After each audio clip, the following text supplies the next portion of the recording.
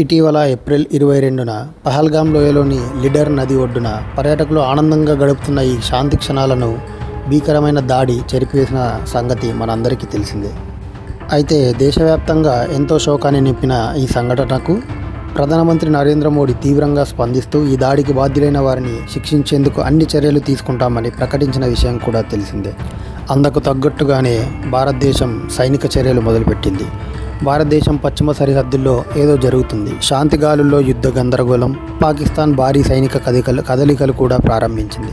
ట్యాంకులు, సైనిక దళాలు, కొత్త రాడార్లు, ఫైటర్ జెట్లు అంతా రంగంలోకి దిగుతున్నాయి. ఓకేలో 2 డివిజన్లు మోహరించబడ్డాయి. 6వ ఆర్మర్డ్ డివిజన్ ట్యాంకులు, యుద్ధవాహనాలతో ముందుకెళ్తే 7వ ఇన్ఫెంట్రీ డివిజన్ కాలినడకన తేలికపాటి ఆర్టిలరీస్తోని ముందుకు వస్తుంది.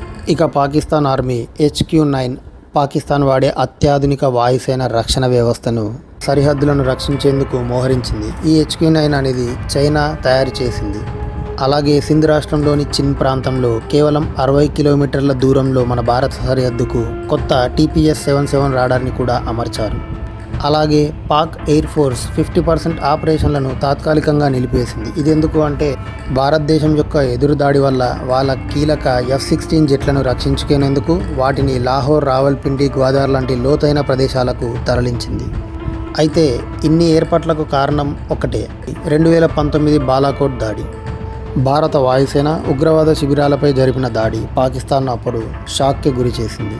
అప్పటి పరాజయం ఇప్పుడు రిపీట్ కాకూడదనేదే వారి లక్ష్యం. కాకపోతే ఇక్కడ యుద్ధానికి ఇంకో కోణం కూడా ఉంది. కేవలం తుపాకులు, మిసైల్స్, యుద్ధ నౌకలతోనే కాదు, అసలైన ప్రమాదం డిజిటల్ ఫ్రంట్లో ఉంది. పాకిస్తాన్ భారతదేశంని ఎలాగో ప్రత్యక్ష యుద్ధంలో ఓడించలేదు కాబట్టి సైబర్ యుద్ధం వైపు ఇప్పుడు మొగ్గు చూపుతుంది. ఇండియన్ ఆర్మీ వెబ్సైట్లు, నర్సింగ్ కాలేజీలు, ఆర్మీ పాఠశాలలు ఇలా అన్నింటినీ హ్యాక్ చేసి పాకిస్తాన్ జెండా అండ్ 2 దేశ సిద్ధాంతం అంటే 2 నేషన్ థియరీ లాంటి సందేశాలు ఉంచారు. ఇవన్నీ పాక్ ఆర్మీ చీఫ్ మాట్లాడిన మాటలే అని మనం ముందు వీడియోలో చూసుకున్నాం. ఇది ఒక సాంఘిక యుద్ధం కాదు, ఇది ఒక కూటకల్పిత డిజిటల్ యుద్ధం, సైబర్ వార్ఫేర్. అయితే ఒకసారి సైబర్ దాడుల సంఖ్యని చూసుకుంటే 10 నుంచి 15% పెరిగింది ఇటీవల కాలంలో అని అధికారులు చెప్తున్నారు. దీనిని ఇప్పుడు కట్టడి చేయలేకపోతే ఇది చాలా పెద్ద ప్రమాదంగా భారతదేశానికి మారనుంది. భారత్ భూభాగ యుద్ధంలో పైచేయి కలిగి ఉందని అందరికీ తెలుసు. కానీ పాకిస్తాన్ అన్కన్వెన్షనల్ మార్గాలను ఎంచుకుంది. ట్యాంకులు, రాడార్లు, మిసైళ్లు మాత్రమే కాదు, ఇప్పుడు తుపాకులు కాదు, బటన్తో కూడా యుద్ధం మొదలయ్యే ప్రమాదం ఉంది. అయితే భారతదేశం ఇటు యుద్ధానికి, ప్రత్యక్ష యుద్ధానికి, అలాగే సైబర్ యుద్ధానికి రెండింటికి ఎప్పుడూ సిద్ధంగానే ఉందని మనకు తెలుసు. మరి ఒకసారి ఈ పహల్గామ్ ఉగ్రవాద దాడిపై అంతర్జాతీయ స్పందన ఎలా ఉందో చూస్తే, ఏప్రిల్ 22న పహల్గామ్లోని ఉగ్రవాద దాడిని ది రెసిస్టెన్స్ ఫ్రంట్ అనే ఉగ్రవాద సంస్థ చేసిందని మనకు తెలుసు. అయితే లష్కర్-ఏ-తోయిబా అనే పాకిస్తాన్ ప్రాయోజిత ఉగ్రవాద సంస్థకు సంబంధించిందే ఇది. అయితే ఐక్యరాజ్య సమితి భద్రతా మండలి, యునైటెడ్ నేషన్స్ సెక్యూరిటీ కౌన్సిల్ ఈ దాడిని ఖండించినప్పటికీ దానిలో వాడిన భాష చాలా మృదువుగా ఉంది. అంటే ఈ దాడికి సంబంధించిన అన్ని టెర్రరిస్ట్ ఆర్గనైజేషన్స్ అని అన్నారు, కానీ పాకిస్తాన్ అని నేరుగా ఇప్పటికీ UNSC చెప్పలేదు. దీనికి కారణం ఏమి అంటే చైనా పాకిస్తాన్కి మద్దతు ఇచ్చింది. దీనివల్ల తీవ్ర వ్యాఖ్యలు నివారించబడ్డాయి.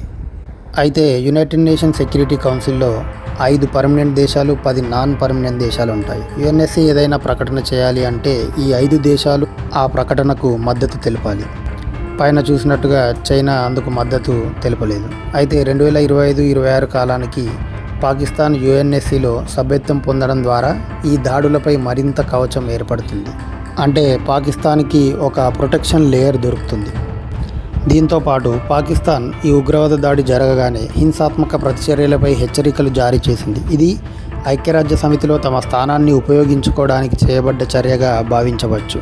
అయితే భారత్ తగిన సమయంలో సుదీర్ఘ వ్యూహాత్మక ప్రతిస్పందన ఇవ్వాలని భావిస్తోంది. అది ఈ UNSC ప్రకటనలకు అతీతంగా ఉంటుంది. ఎందుకంటే UNSCలో చైనా వల్ల పాకిస్తాన్ని పూర్తిగా దోషిగా నిలబెట్టలేం. ఎందుకంటే ప్రపంచ రాజకీయం ఇలానే పనిచేస్తుంది. జియో పొలిటికల్ సినారియో వల్ల చైనా ఎప్పుడూ పాకిస్తాన్కి సపోర్ట్ చేస్తూనే ఉంటుంది. కానీ భారతదేశం యొక్క అసలైన ప్రతిస్పందన మాటల్లో కాకుండా కార్యాచరణలో కనబడుతుంది. దానికోసం భారతదేశం అన్ని రకాల చర్యలను ఆల్రెడీ మొదలుపెట్టింది. మరి ఈ చర్యలు యుద్ధానికి దారితీస్తాయా లేదా అన్నది మనకు ముందు రానున్న రోజుల్లో తెలుస్తుంది. ఇలాంటి లేటెస్ట్ అప్డేట్స్ని క్రిస్ప్ మేనర్లో చూడాలి అనుకుంటే మా ఛానల్ని సబ్స్క్రైబ్ చేయండి.